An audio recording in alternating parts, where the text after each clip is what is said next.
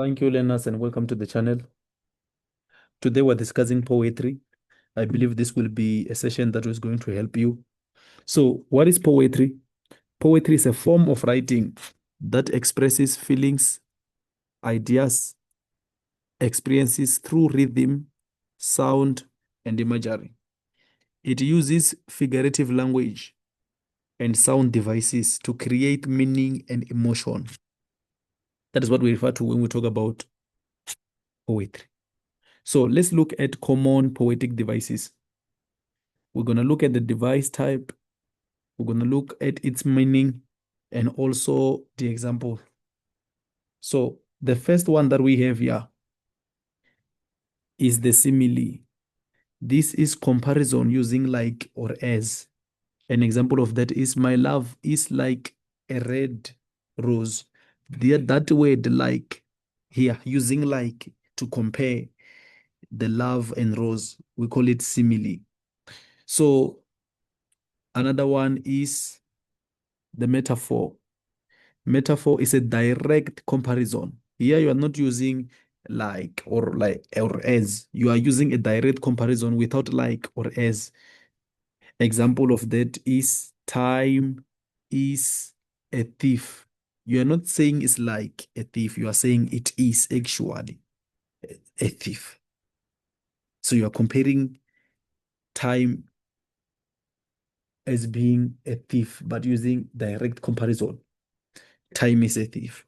So when we talk about personification, this is giving human qualities to non-human things. Example, the wind whispered.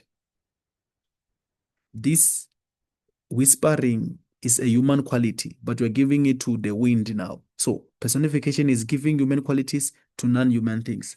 Then the other one we have is alliteration, which is repeating or repetition of consonant sound. Peter Piper picked a peck.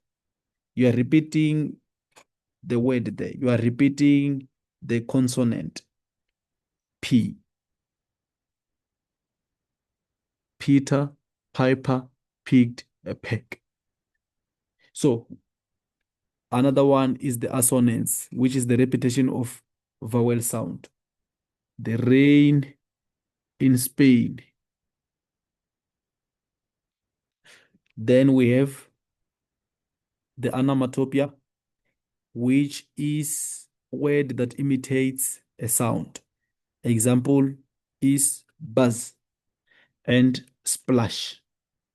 These words imitate the sound, so we call it onomatopoeia. Then we have the hyperbole, which is exaggeration for effect. I've told you a million times. Million times, yeah, is an exaggeration. Then we also have symbolism, which is using objects. We're using objects to represent ideas. Example, a dove is equals to peace. So a dove now becomes a symbol of peace. That is symbolism, using an object to represent ideas. Then we have tone, which is the poet's attitude. Is it angry, sad, or hopeful? You must look at the tone of the poet. Then we also have mood. We do have mood, which is the feeling the poem gives the reader. So when we talk about tone, this is the poet's attitude. When we talk about mood, this is the feeling that the poem gives the reader.